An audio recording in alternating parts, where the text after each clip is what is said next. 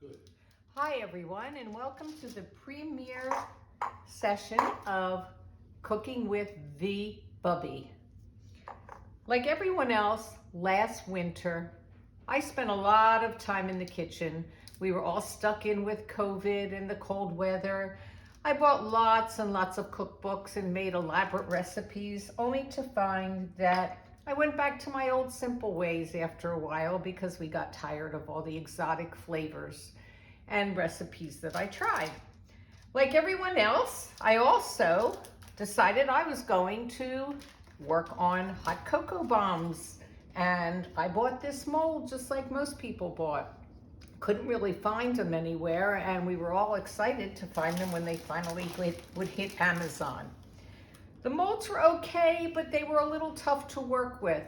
In the beginning, they would crack, you wouldn't get it all smooth inside quite right, various problems. I persevered and I made lots of hot cocoa bombs with them, but I was talking to a friend of mine who owns a bakery who told me that she made 2,500 hot cocoa bombs, not using that mold, but with this mold, which is a 3-part mold that she purchased cases of.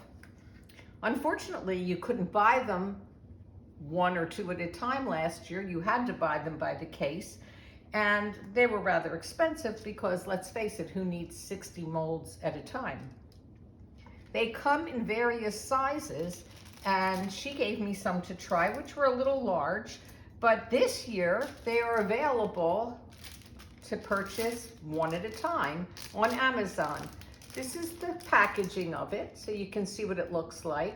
They run somewhere around $11 a piece, which makes 2 hot cocoa bombs at a time. So yes, they are more expensive than the other molds, but they are a game changer and they are well worth it. These are the 3 parts of the molds. And by the way, they do come in 3 sizes. They come in a 70 millimeter, 60 millimeter, and I believe even a smaller one, but I purchased the 60 millimeter and really like them. The molds come in 3 parts. This is the bottom, this is the center, and this is the top. When you use these, I found it very difficult to see where the fill line was, so I marked it with a Sharpie on the outside. Another great find was this chocolate. This is called Make Your Own Almond Bark chocolate, and it is purchased at Aldi. It's Baker's Choice, was Baker's Corner, which is their own brand of product. It melts beautifully, and it is incredibly inexpensive. A 24-ounce package of this chocolate costs somewhere between $2.60 and $3, and it comes in squares like this, so you can take as much as you need and use it at one time. This is what the chocolate looks like melted. Now, I melt in the microwave, and I put it on high. If you're using 2 or 3 of those squares, 1 minute is more than enough time. It comes out perfectly. If for some reason it hardens because you don't use it all right away, you can always leave it in the container and remelt it for future use. We take the chocolate, fill it up to that fill line. It's not necessary to go any higher than that. Doesn't look like a lot of chocolate, but you'll see that it's the perfect amount in the end. Fill each of your crevices with the chocolate. As you can see, it splashes a little bit on the side sometimes. Don't worry about that. But what I will tell you is, do not wash these molds or any parts of them in soapy water. All you need to use is regular clear water, warm water, and then let them air dry. If you use soap, it can cause a film and the product just won't be the same. These inserts then go in here. They're very flexible and rubbery, but they're also very thin, so I would suggest that you use them carefully because I'm sure that if you are rough with them, they would break. Place those on top, then take this part of the mold, put it on, flip it over, just carefully press on this side to make sure that the chocolate has gotten all the way to the top of the mold. And then you would place this in the freezer. Some people believe that it's better to use a refrigerator. I put them in the freezer for approximately 4 to 5 minutes and they seem to come out perfect. They don't have to be kept flat. They can be on any surface in the freezer, so you don't have to scramble to rearrange all your frozen vegetables to put it in. When they come out of the freezer, take the top off.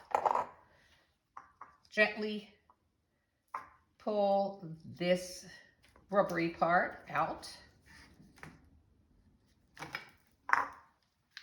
And then you will very, very carefully with your hand peel this inner circle off of the chocolate, and you have a perfect, shiny, hot cocoa bomb.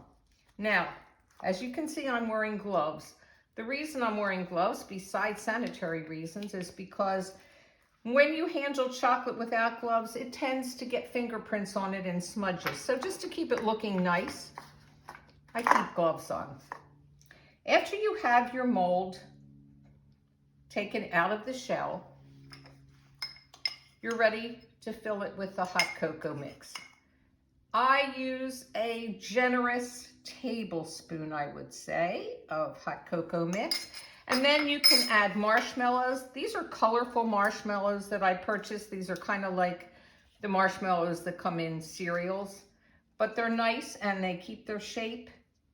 And they're fun, especially for kids when they open their hot cocoa bomb and find that in there.